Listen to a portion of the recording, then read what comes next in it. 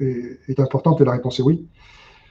En Europe, il n'y a pas grand-chose qui permette d'accompagner je dirais, la dimension à forte croissance des semi-conducteurs. Donc, on sait que ça, c'est très américain. Le génie créatif entrepreneurial se trouve là-bas. Donc, vous avez tous en tête NVIDIA et la saga de l'intelligence artificielle.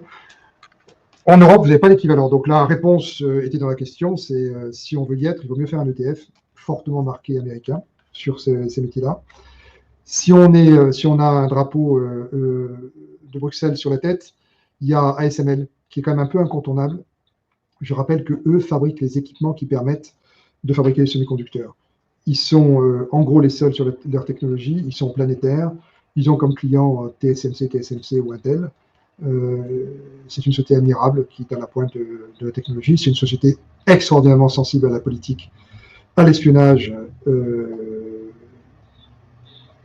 donc avec de temps en temps des chocs d'informations qui sont à l'échelle planétaire, hein, pas sur leur savoir-faire technique, mais c'est le fait d'être à l'intersection de sujets extrêmement sensibles. Donc typiquement, le gouvernement hollandais s'est fait tordre le bras par le gouvernement américain pour faire capituler ASML sur la volonté de celle-ci de continuer à exporter une partie de ses équipements en Chine.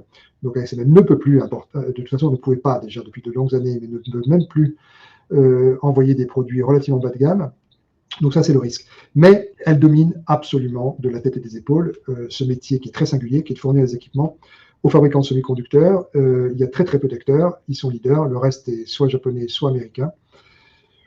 Oui, voilà, si on peut très bien combiner, je dirais la réponse peut-être simple à la question, c'est de faire 50% d'ETF et 50% d'ASML. Voilà.